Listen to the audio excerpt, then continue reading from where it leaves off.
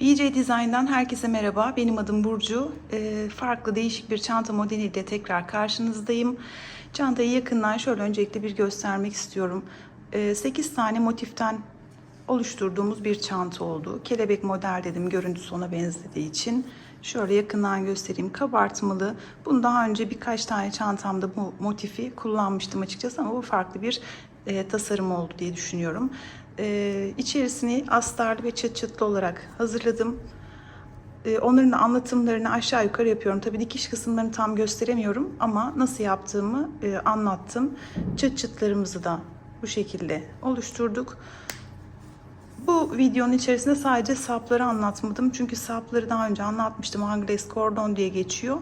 Bunun videosunun linkini açıklama kısmına bırakacağım. Oradan tıklayarak ulaşabilirsiniz. Kanalıma ücretsiz abone olur, yorum yaparsanız çok sevinirim.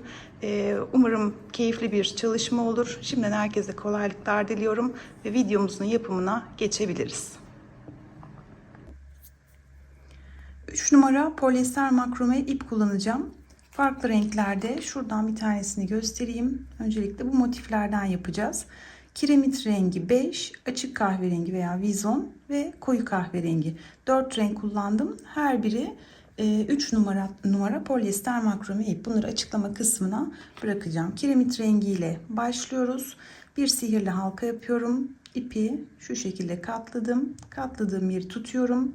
Halkanın içerisine giriyorum. 3 tane zincir çekiyorum.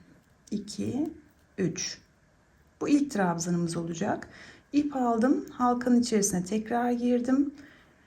İp alıp ikili trabzan yapıyorum. İkisi birlikte, ikisi birlikte. İp alıyorum. Halkanın içerisine girdim. Tekrar ikisi birlikte, ikisi birlikte. Yani yan yana zincirle beraber 3 tane trabzan yapmış oldum. Bu ilk setimiz. Arasında 2 tane zincir çekerek tekrar 3 tane ikili trabzan yapıyorum. 1, halkanın içine girdim. 2, 3 tane. Tekrar 2 zincir ve 3 trabzanla sırayı tamamlıyorum. Üçgen bir motif yapacağımız için 3 köşe 3 kenar şeklinde oluşturuyorum ilk sırayı. 2, 3 tane yaptım. Halkayı kapatıyorum. Şimdi bu köşede kalabilmek için normalde burada 2 zincir olması lazım. Onun yerine bir zincir çekip ip alıyorum. Ve ilk yaptığımız 3 zincirin üçüncüsüne girip ip alıyorum. Tığımda 3 tane ilmek var ve kapatıyorum. Şöyle başlamış olduk. 3 zincirle yukarıya çıkıyorum. İp alıyorum. Sihirli halkanın olduğu yere, buradaki boşluktan girip sihirli halkadan çıkıyorum. İp alıyorum. İkili trabzan yapıyorum. Biraz uzun tabi. Uzun bir ikili trabzan. Şurayı biraz kastırmadan aynı boyda olabilmesi için uzun yapıyoruz. İp alıyorum. İsterseniz bunu bu arada üçlü trabzan da yapabilirsiniz. İp aldım tekrar. Köşeye girdim.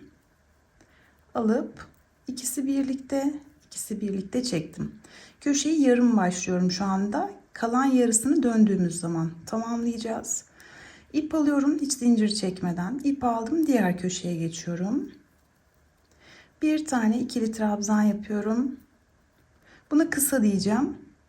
Şunlar bir alt sırayı kullanarak yaptıklarımız uzun. Bunlar kısa. İp alıyorum. Köşenin boşluğundan girip sihirli halkadan çıkıyorum. İp aldım. 3 tane ilmeğim var. İkisi birlikte, ikisi birlikte. Yani uzun bir trabzan. Yanına tekrar şunu da alayım. Kısa bir trabzan. Yani bir set yapmış oldum ama kısa uzun kısa şeklinde. Köşe yapıyorum şu anda. O yüzden 2 tane zincir çektim. İp alıyorum. Yine köşeye bir tane kısa,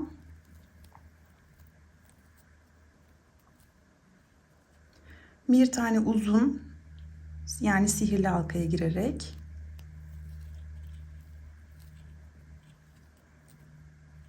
yanına tekrar kısa. Aynı köşeye yapıyorum. Bakın buradaki boşluğa hala aynı boşluğu kullanıyorum. Boşluğa bir tane de kısa yapıyorum. Yani köşede şöyle göstereceğim. Kısa uzun kısa, 2 zincir, kısa uzun kısa var. Bir köşenin içerisinde. Şimdi ip alıyorum. Diğer köşeye geçiyorum. Buradaki 3 tane trabzanı atlıyorum. Diğer köşeye geçeceğim. İp alıyorum.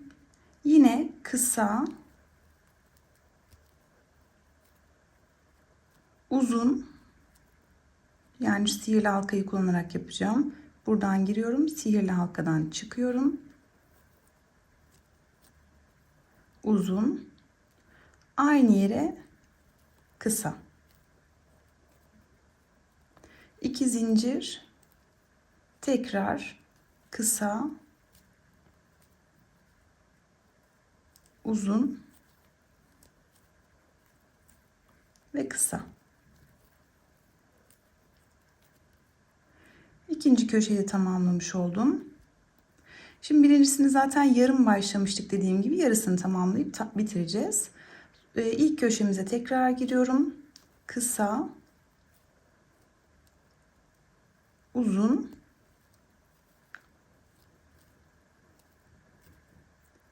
ve kısa yapıyorum.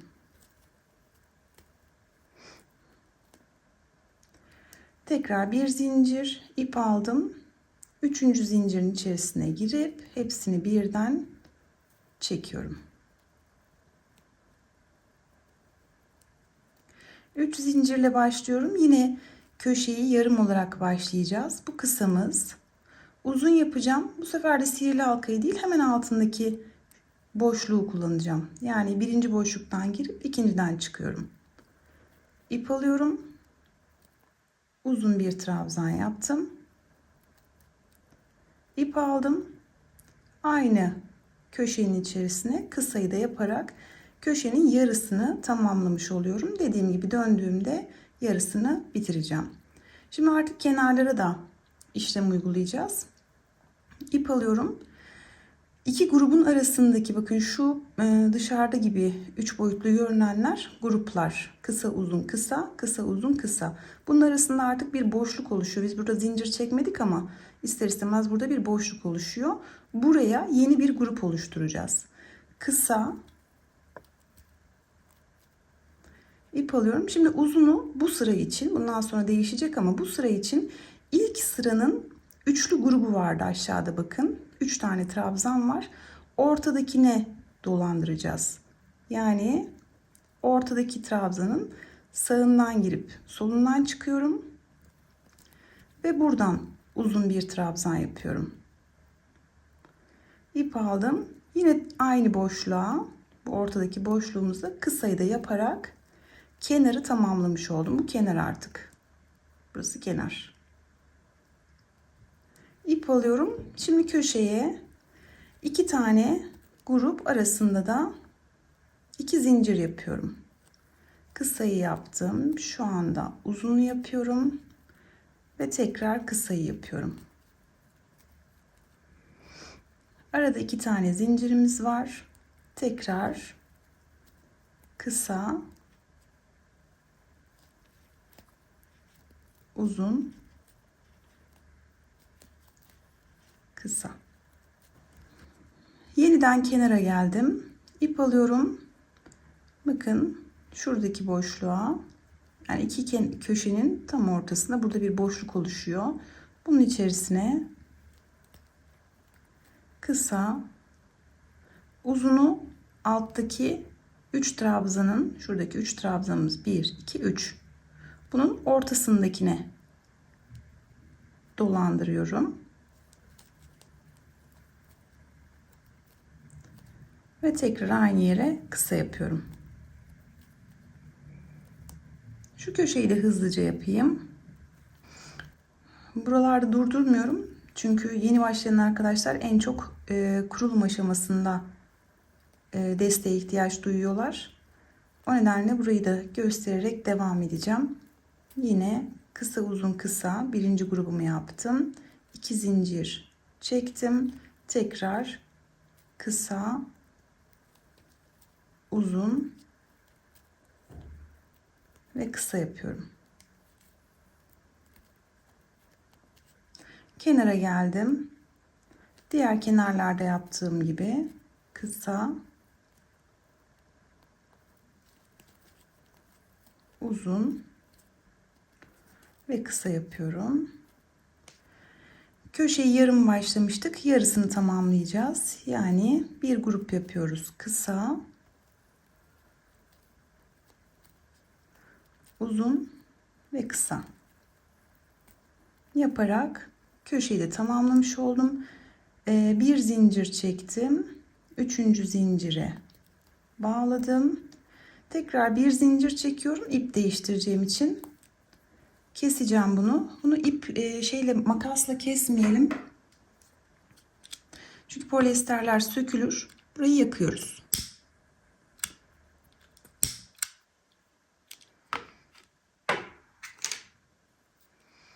Yakıp çıkartıyorum. Ortası oluşmuş oldu. Şimdi şuradan da gösterelim. Şu bej olan rengi geçiyorum. Şu düğümün olduğu yerden değil de bir öncekinden bağlayacağım. Köşeye yine giriyorum. 3 tane zincir çekiyorum. Yani kısayla yine aynı şekilde başlamış oldum. Hemen uzunu yapacağım. Bu boşluktan girip altındakinden çıkarak yapıyoruz. Uzun bir trabzan, yanına da kısayı yaparak köşeye başlamış oluyorum. Şimdi kenardan devam edeceğim. Burada bir tane kenarda yapmıştık, bir grup yapmıştık. Şimdi gördüğünüz gibi hem şuna hem de buna yapacağız. Yani kenar sayımız artacak. Birinci boşluğa giriyorum. Şunu da saklayalım. Kısa. Uzunu artık ilk sırada dediğim gibi üçlü trabzana yapmıştık ama şimdi şu uzunların etrafına yapacağız. Bakın şuna ve şuna dolandıracağız. Yani kendi sıramızdaki uzunları değil, bir alt sıradaki uzunun etrafından yapacağız. Şöyle. Yanına da kısayı yaparak grubu tamamlıyorum. Bir sonraki üçlüye geçtim. Kısa,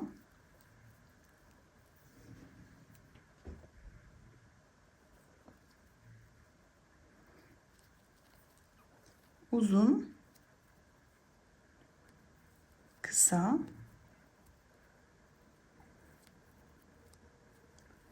köşeye geçiyorum. Köşede de iki grup arasında 2 zincir olacak. Kısa,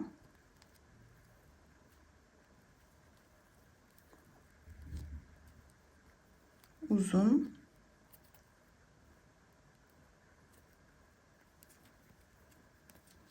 kısa, 2 zincir çekip köşeyi tamamlayayım. Kısa, uzun,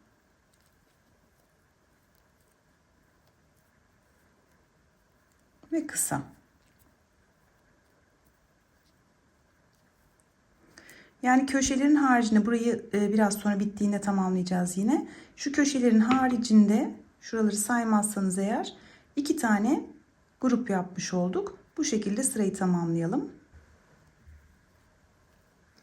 Sıra sonuna geldim. Uzun ve kısa yaparak bitiriyorum. Son grubu da yaptım. Yine bir zincir çektim. Üçüncü zincirin içerisine girip üçünü birden kapatıyorum. Bundan sonra her rengi ben şuradan göstereyim. Her rengi ben 2-2 yaptım. 2 sıra 5, 2 sıra açık kahverengi, 2 sırada koyu kahverengi var. O şekilde devam edeceğim. Bu sırayı da yine göstereyim. 3 zincir çekiyorum. Yine uzunla başlıyorum. Kısa, uzun, kısa. Bakın bu sefer de 3 tane boşluğumuz var. 1, 2, 3 tane boşluğumuz var. Kullanacağımız, uzunları kullanacağımız yerlerde bunlar. 2, 3 tane ip alıyorum. Birinci boşluğa girdim. Kısa,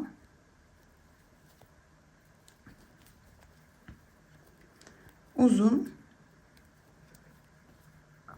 kısa. Birinci grubum tamam. 2'ye geçiyorum. Kısa, uzun, kısa. Üçüncüye geçtim. Kısa, uzun, kısa. Ve köşeyi yapıyorum.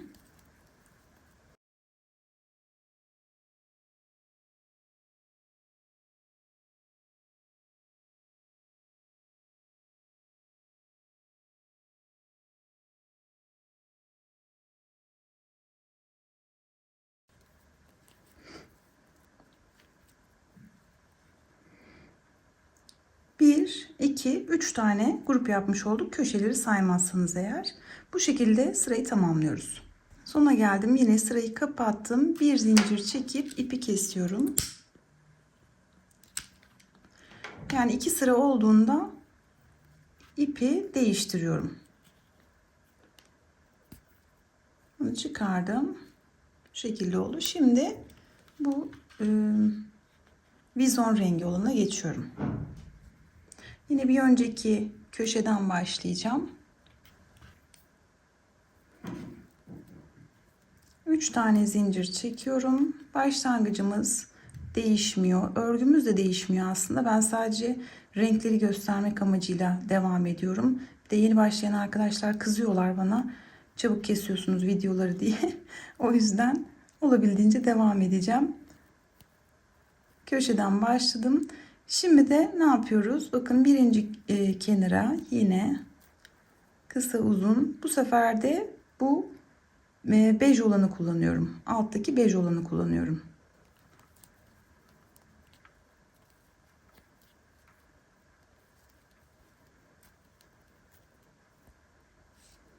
Yani şunları kullanarak yapacağım. Şu, şu, şu, şu. Bunları kullanarak yapıyorum. Bu şekilde devam edelim. Vizonun birinci sırasını bitirdim. İkinciye geçiyorum. Bakın burada kalan bejleri kullanacağız. 1, 2, 3, 4, 5 tane bej kullanacağız. Köşenin yarısını yaparak başladım. Bu sefer de kullanacaklarımız bu altta kalan kullanılmamış bejler. Zaten bir renk bittiğinde ip de bitiyor. Yani bu sıradan sonra bu ipi de keseceğiz. Devam ediyorum. Bejleri alarak sırayı tamamlıyorum. Bu şekilde sırayı tamamlıyorum. Kahverengi olana geçiyorum. Yine köşeden başladım. Şimdi bu da aynı şekilde olacak. O yüzden sadece sayıları verip artık 2 sırada bundan sonra yaptığınızda motifi tamamlamış olacaksınız. Şöyle gösterelim. Delik olarak söyleyeyim. Zaten çok net görünüyor. 1, 2, 3, 4, 5, 6 tane kenara grup yapacağız. Kullanacağımız uzunları kullanacağımız trabzanlar da şunlar. 1, 2, 3, 4, 5, 6. Bu şekilde devam edeceğiz. Üstüne bir sıra daha yapmayı unutmayın. Toplamda şuradan gösterelim. Trabzan sayısı mı? Kalan boşluğu söyleyeyim isterseniz. 1, 2, 3, 4, 5, 6, 7, 8. Kenarda 8 boşluk olduğunda motifimiz tamamlanmış oluyor. Bu motiflerden toplam 8 tane yaptım. Şöyle. Şimdi şu şekilde birleştireceğiz. 4, 4. Bir yüzünde 4 tane, diğer yüzünde 4 tane olacak şekilde şöyle birleştireceğiz. Şöyle yapalım. Şu 2 tane motifi birleştirerek başlıyorum. Köşenin son zincirinden gireyim.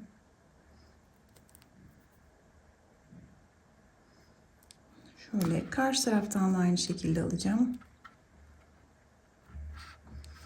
Aşağıdan da ipi alıyorum. Önce bir ipimizi geçirelim. Şimdi burada farklı farklı birleştirme yolları var tabii ki. Ben şöyle bir yol izleyeceğim. Bir sonraki sık iğnenin tek kanadını alıyorum. Bu taraftan da tek kanat aldım. İp alıyorum. İkisinden geçirdim. Sonuncudan da geçirdim. Birleştirdim. Şimdi bir sonrakine geçiyorum. Şöyle tek kanat. Buradan da tek kanat alıyorum. Buradan aldım. Bundan sıradakinden geçirdim. Devam ediyorum. Karşılıklı olarak zaten sayılarımız aynı olduğu için ilmek atlamadan karşılıklı olarak bu şekilde birleştireceğim.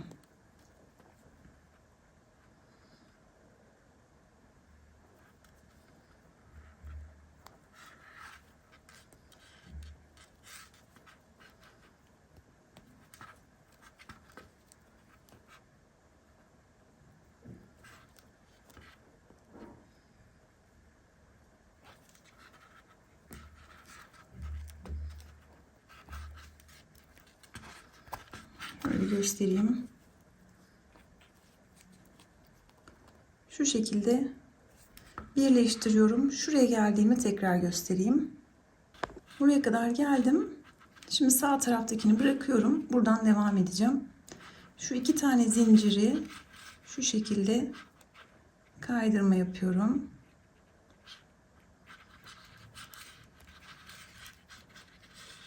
Şimdi diğer motif alıyorum. Şöyle yapmam lazım. Sağ tarafta bırakacağım için önce bu ilmeği bir bırakayım. Bu tarafın son ikinci zincirinden giriyorum. İpi alıp yukarıya çekiyorum. Şimdi kaldığım yerden devam ediyorum. Yine sağdan aldım. Soldan aldım. Geçirdim. Sağdan, soldan birer birer geri çıkıyorum yani. Bir tane sağdan, bir tane soldan.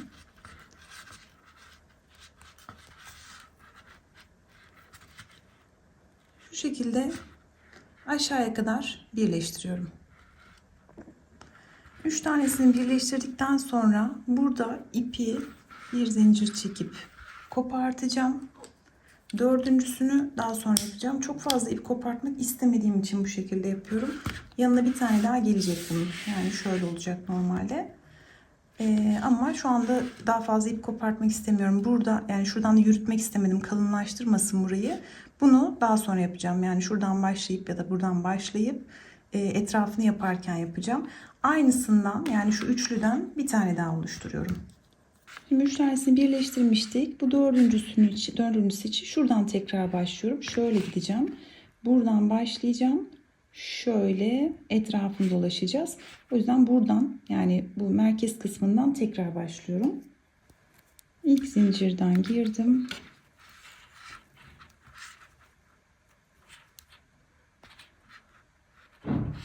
Buradan da giriyorum. İp alıyorum.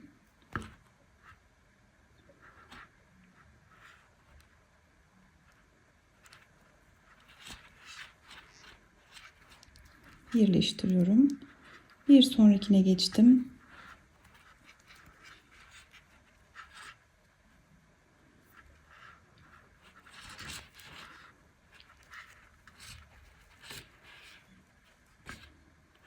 Birleştirdim.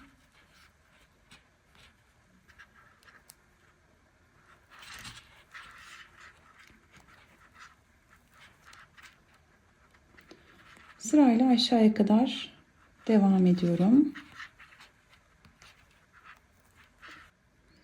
Buradan buraya kadar birleştirdim. Şimdi örgünün düz olabilmesi için şu tarafa demiştim ama bu tarafa doğru devam edeceğim.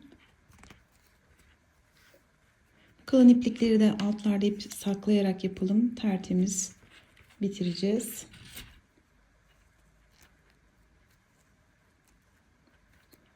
Boşluğun içine giriyorum. 1-2 tane sık iğne yaptım. Şimdi her bir ilmeğin üzerine bir tane sık iğne yapacağım ama şöyle yapalım bunu. Sadece arka tarafları alalım. Şöyle. İlmeğin arka tarafını alıyorum.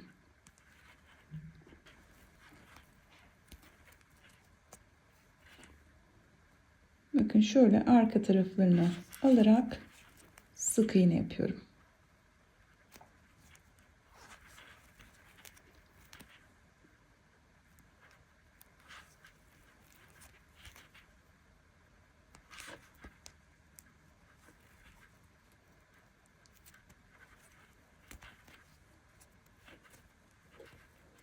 Şöyle durabilmesi için yaptık bunu.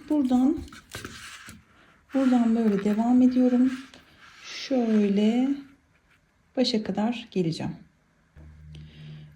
Şuradan başladım biliyorsunuz. Şöyle geldim. Köşeye kadar geldim. Köşeye 3 tane yapacağım. Onu göstermek için tekrar açtım. Buraya köşeyi dönerken 1 2 3 tane yapıyorum. Daha sonra buradaki ilmekten devam ediyorum. Her birine yine bir tane olarak devam edeceğim. Şunu şöyle alayım.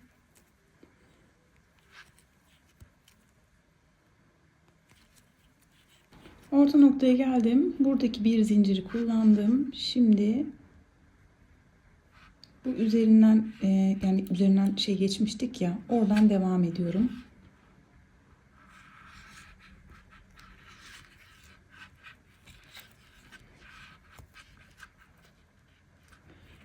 Bir tane yanındakine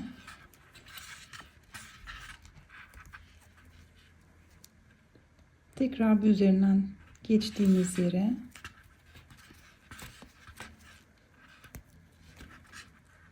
yanındakine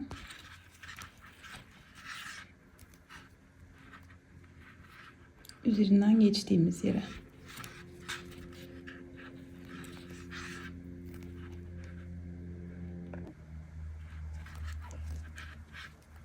yanındakine de yapıp burayı geçmiş oluyorum. Aslında her motife yine 2 tane sık iğne gibi düşünebilirsiniz. Şu şekilde yaptım. Devam ediyorum. Sıra sonuna geldim. Buradaki zincire de yaptım. Şu ilk yaptığımıza birleştireceğiz. Ama burayı artık ipi kesiyorum. Şimdi yan körüyü oluşturmaya devam edeceğim. Sonra da üstünü yapacağız. O yüzden burayı ipi kesiyorum artık. Çıkartıyorum. İlk yaptığımız sık iğnenin arka tarafından ikili giriyorum. İpi arkaya alıyorum. Buraya şu aşağıdan gireceğiz. Onu da şu alttaki küçükle beraber girebilirsek iyi olur. Giremezseniz de sıkıntı değil.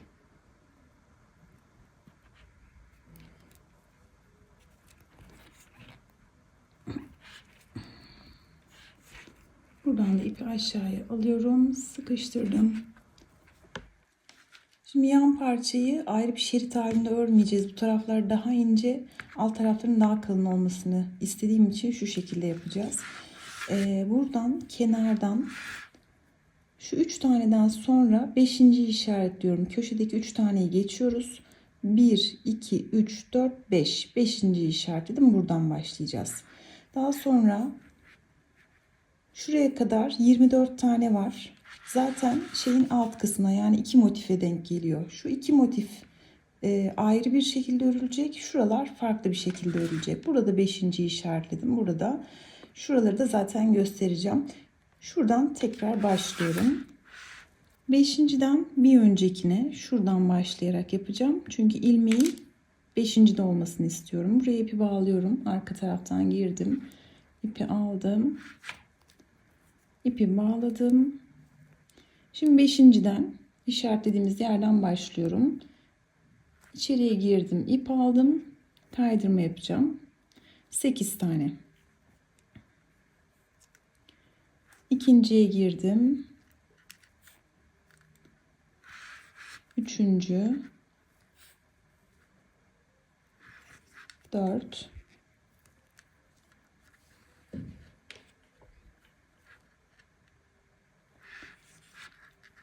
5. 6. 7. 8. 8 tane kaydırma ilmek yaptım. Şimdi 8 tane sık iğne yapıyorum. 1 2 3 4 5 6 7 8. İp alıyorum. 8 tane de yarım trabzan yapıyorum. 1 2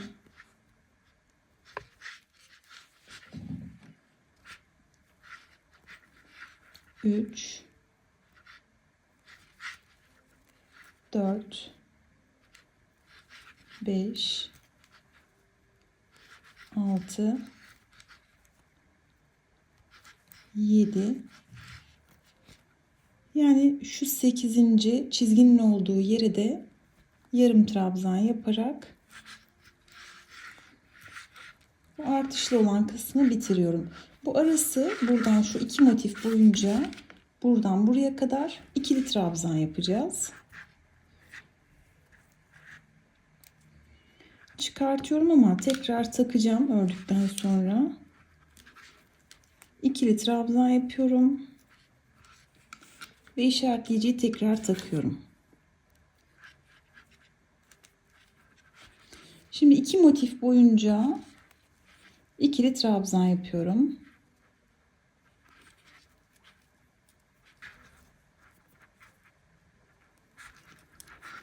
Sona yaklaşıyorum. Şunları da örelim. Zaten işaretlemiştim. Oradan şimdi tekrar bu sefer daraltarak devam edeceğiz. Diğer tarafla aynı olması için. Tam çizginin olduğu noktaya geldiyseniz eğer yarım trabzan yapıyorum. 8 tane. 1 2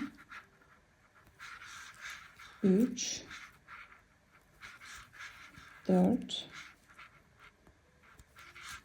5 6 7 8 tane sık iğne yapıyorum. 8 tane. 1 2.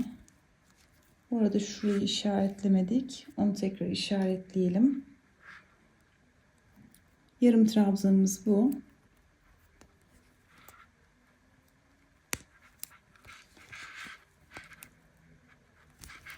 Üç, 4,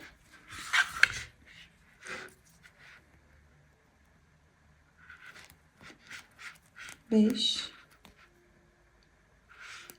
6, 7, 8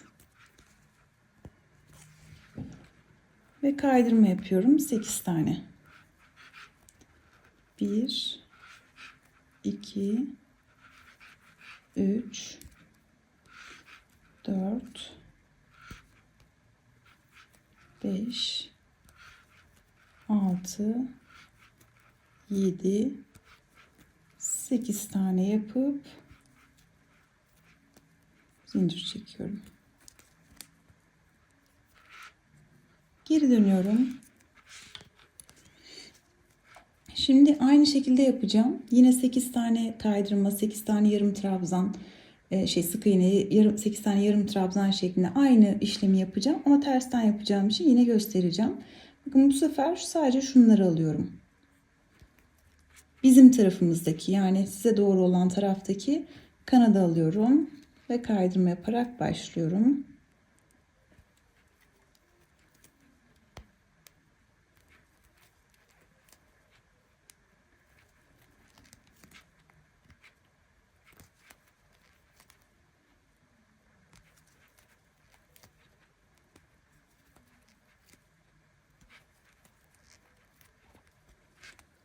Sık iğne yapıyorum.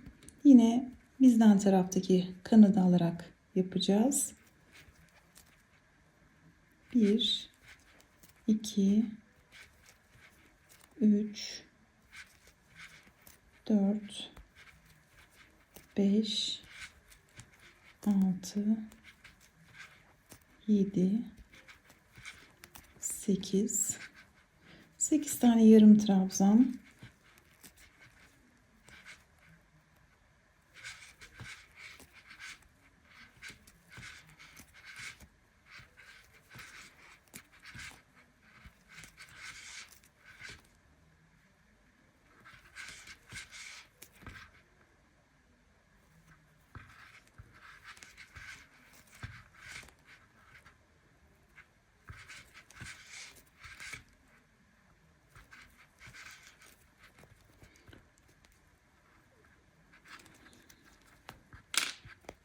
Orta noktalar tamamen ikili trabzan.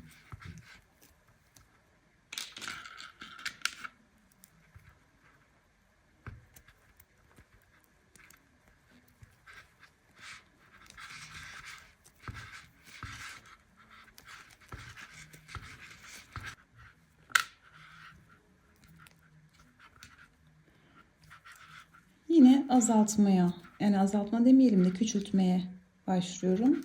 8 tane yarım trabzan.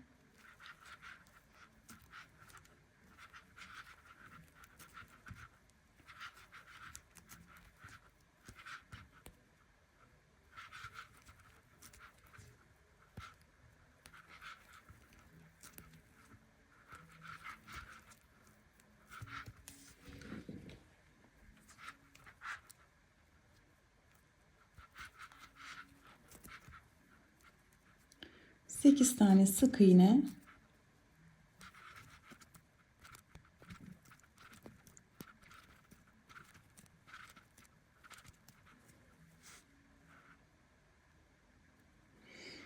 Sekiz tane kaydırma.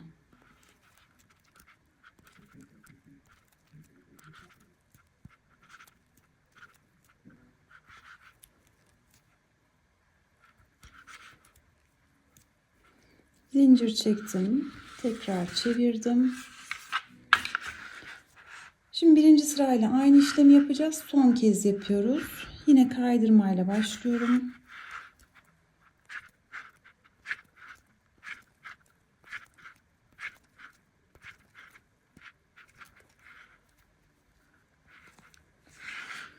Sekiz tane sık iğne, 8 tane yarım trabzan. Daha sonra alt taraf komple ikili trabzan. Burada da tekrar 8 yarım trabzan, 8 sık iğne, 8 kaydırma ilmekle sırayı tamamlayacağım. Şimdi yan parça tamamlandı. Diğerini de aynı şekilde yaptım. Şimdi bu aşamadayken astarlamasını yapacağım çünkü daha sonra daha zor olacak. Şöyle iki parça. Yani aslında şöyle yaptım. Bunu ütüledikten sonra kumaşın üzerine koydum. Etrafından tam çizdim. Yani pay bırakmadan çizdim. Ve kestim. 2 tane kestim. Böyle yapacağım. Ve buralarından şöyle kıvıra kıvıra, içine kıvıra kıvıra şuradan şöyle dikiş yapacağım. Bu parçayı böyle hazırlayacağım. Ara parça için şöyle bir keçin üzerine, keçem de yetmemişti, onu da birleştirdim. Böyle bir kalın keçenin üzerine kumaşla kapladım. Bunun da kalınlığını ve uzunluğunu şöyle ayarladım. Şurası 4 santim. Diğer parça da 4 santim olacak. Toplam 8 santim. Şurasını, keçeyi 8 yaptım. Kumaşı da 10-11. İşte ne kadar yaparsanız, fazladan yaptım ki arkaya kıvırabilmek için. Ama şuranın kalınlığı 8. Uzunluğunu da 44 santim yaptım. Onu da şöyle ölçü aldım. Şu şeyler, kaydırma ilmekler hariç, şurası hariç. Orası zaten sert duruyor. Oradan sonra şeylerden, sık iğneden başlayarak ölçü aldım. Ve alt kısmına, yani önemli olan aslında yarısından sonrasına denk getirmek. Sık iğneden de değil, şeyden almışım. Yarım trabzanların olduğu yerden ölçü alıp bir tane keçe kesip üzerinde de bu şekilde kumaşla kapladım. Şöyle olacak tabii. İç kısmı düzgün olacak. Şöyle. Şimdi öncelikle kumaşlarımı bu parçalara dikeceğim. Daha sonra da bunu halledeceğim. Astarlama kısmını bu şekilde yaptım. Diğer parçayı da göstereyim. Şöyle kenarlarından minik minik diktim. İçine kıvıra kıvıra. Bu şekilde tamam. Şu ara parçayı sonradan ekleyeceğim. O yüzden şimdi üst üste koyuyorum. Şöyle parçaları. İkinci parçayı yaparken ipi koparmamıştım. Nerede? Şu tarafta. İpi koparmamıştım. Buradan bu iki parçayı birleştireceğim şimdi.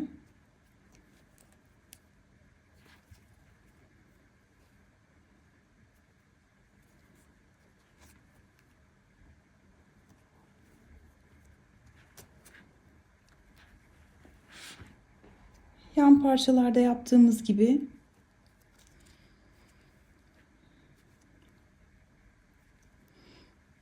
ilkine sağdan girip tek çekeceğim eşit gitmesi için. İkinciden itibaren devam ediyorum. Bir tane sağdan alıyorum. Bir tane soldan alıyorum. İp alıp tek tek geri çekiyorum.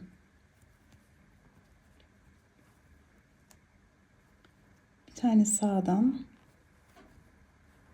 bir tane soldan, geri çekiyorum. Bu şekilde iki parçayı tamamen birbirine birleştireceğim.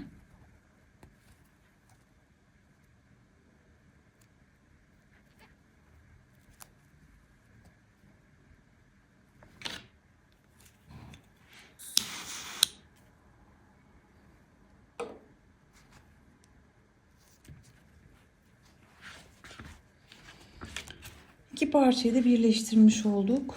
Şimdi içine ara parçamızı yerleştirelim. Çantayı ters çeviriyorum.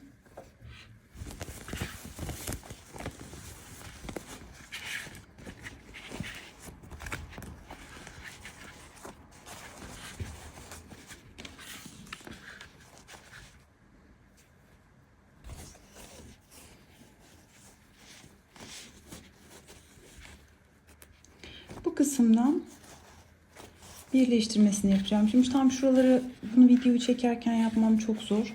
Tam ortalayacağım. Buradan ve buradan işaretleyeceğim. Daha sonra iğne iplikle buradan içeriden dikip çantayı tekrar ters çevireceğim. Evet, astarlama kısmını bitirdik.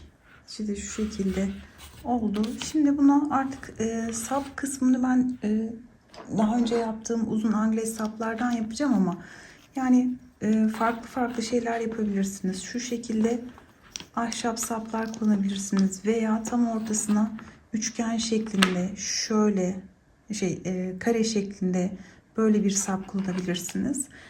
Omuz çantası yapabilirsiniz isterseniz buradan buraya doğru. Ben uzun sap yapacağım ve çıt çıt kullanacağım. Şuraya çıt çıt yapacağım. Şimdi öncelikle bir çiçek çiziyorum. Kalın keçe.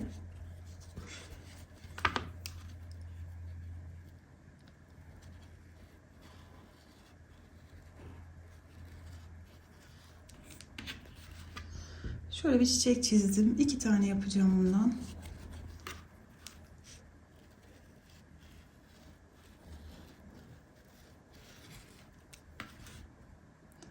Böyle bunu kesiyorum.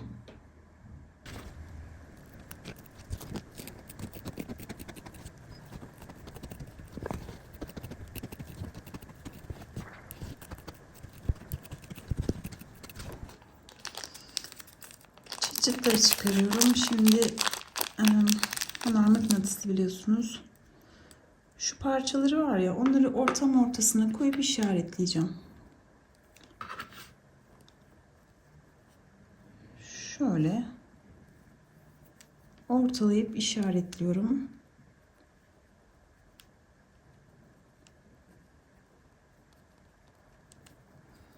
Ufak bir görünse yeterli. Daha sonra ikiye katlıyorum. Ufak çentik atıyorum.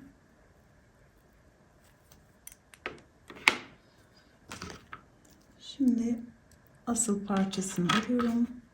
Burası içeride kalsın. Buraya geçirdim.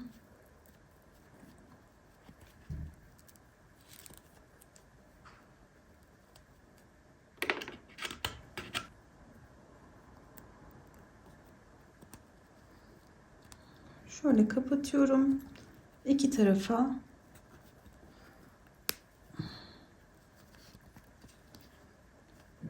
şöyle kapattım. Diğer parça için de bunu yapacağım. Ondan sonra da dikeceğiz. Sapları tamamladım. Şu şekilde bunun video linkini açıklama kısmına bırakacağım. Bu tarafı bağladım. Uzunluğunu istediğiniz gibi ayarlayabilirsiniz. Buradan deliklerden geçiriyorum.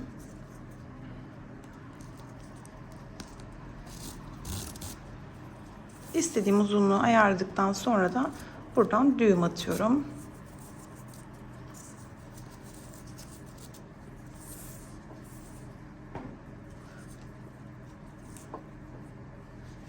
Evet, bu şekilde çantamızı tamamlamış olduk.